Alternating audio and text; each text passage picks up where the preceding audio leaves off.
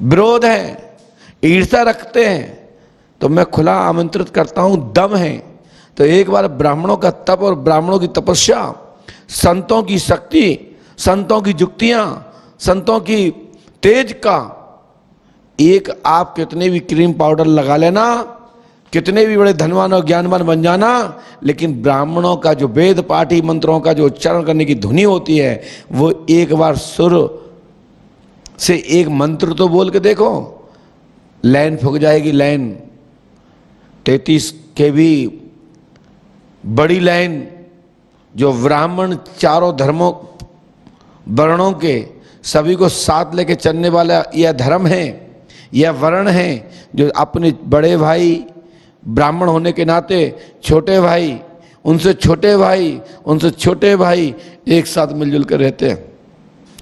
ब्राह्मणों के ऊपर तानाशाही करना, अंगुली उठाना, आलोचना करना छोड़ दें, अन्यथा ठीक नहीं होगा, इसके परिणाम ठीक नहीं आएंगे। क्यों क्रांति लाना चाहते हो, क्यों ब्राह्मणों को भड़काना चाहते हो, क्यों हिंदुत्व में आग लगाना चाहते हो? मुझे कष्ट होता है कि कभी लोग ऐसे लोग जब बात रखते हैं, ऐसा करते हैं, तो लगता है ऐसा तो नहीं कि ये वर्ण संकरता कहाँ से आ गई, ये ऐसे प्रकार के विचारधारा के लोग कहाँ से आ गए, ये कष्ट होता है। मैं आपको बता दूं कि जन्म न जायते शूद्रः संस्कार दोष उच्यते वेद पाठी भविप्रः ब्रह्म जानेति ब्राह्मणः।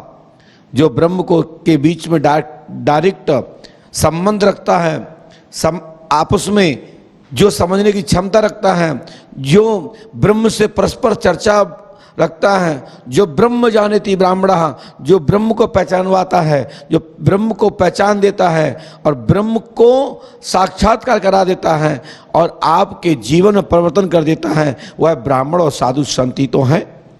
विद्वानों के लिए बहुत कुछ मैंने कह दिया है, बाकी के ना समझने वालों के लिए मैंने कुछ भी नहीं कहा। जो समझते हैं वो समझ गए हैं मैं क्या कहना चाहता हूं। बस आप उत्तेजित मत करें, क्रोधित मत करें, ज्वाला ना भड़काएं, नहीं तो परिणाम ठीक नहीं आएंगे। और जितने कम्युनिस्ट विचारधारा के लोग हैं जो ब्राह्मणों की आलोचना करते रहते हैं, संतों की आलोचना करते रहते हैं, उनसे कहते हैं सावधान हो जाओ, होश की दवाई खा लो। जिस दिन यदि ब्राह्मणों का खून खौल गया ना, तो परशुराम बनने में टाइम नहीं लगता, हाहाकार मच जाएगी।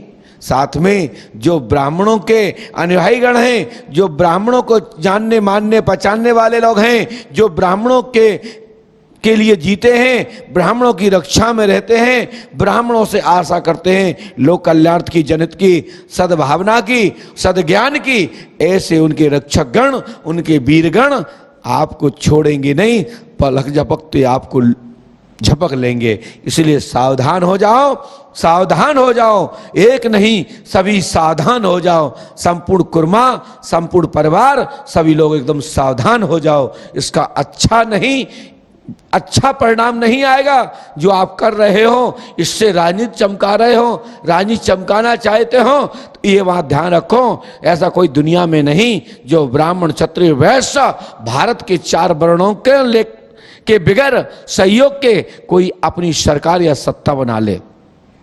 ब्राह्मण हमेशा अपने चारों वर्णों के लोगों को साथ लेके चलता है। और ब्राह्मण एक ऐसी कौम है, ब्राह्मण एक ऐसा वर्ण है, ब्राह्मण एक ऐसी व्यवस्था है जो निरंतर आपको जीने की सलाह देता है, आपको ज्ञान की ओर प्रेरित करता है, आपको समाज को चलाने की प्रेरित करता है, आपको सद्ज्ञान देता है। वो तो मात्र ब्राह्मण ही तो है। आज क्यों ब्राह्मणों के लिए पीछे आप लोग पड़े हो? जो देखो ब्राह्मण के पीछे, जो देखो ब्राह्मण के पीछे।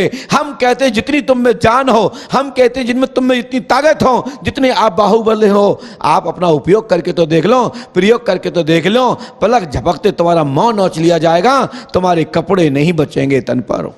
सावधान हो जाइए सभी ऐसे पापाचारी, कुराचारी, अत्याचारी, ऐसे ब्राह्मणों का और संतों का अपमान करने वाले लोगों को होश की दवा खा लेना चाहिए।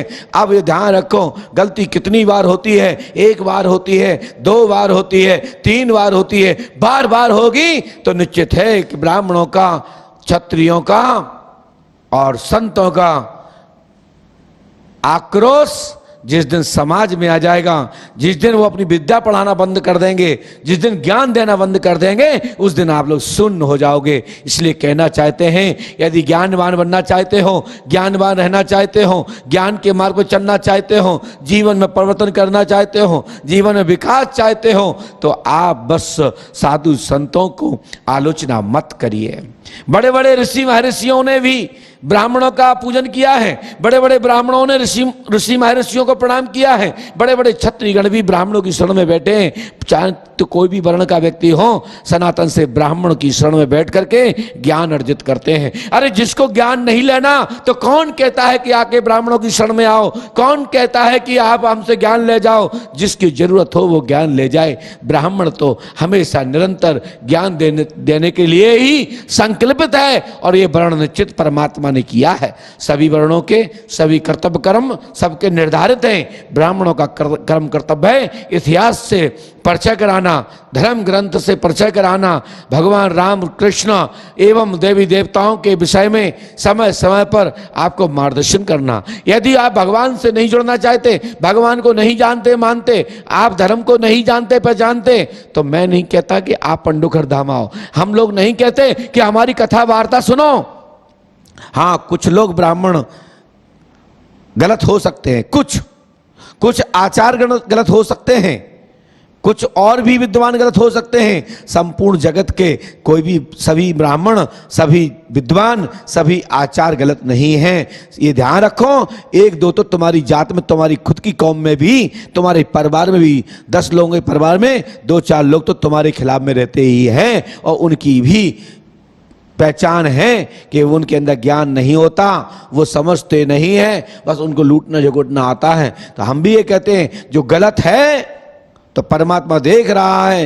यदि जो लोगों को गुमराह कर रहा है, गलत दिशा दे रहा है, तो जैसा बीज बोगे उसी फसल आएगी। यदि कांटा बोगे तो ऐसी ही नई नई वीडियो देखने के लिए हमारे YouTube चैनल भक्ति बौछार को सब्सक्राइब करें, हमारे Facebook पेज को लाइक करें, फॉलो करें, शेयर करना ना भूलें।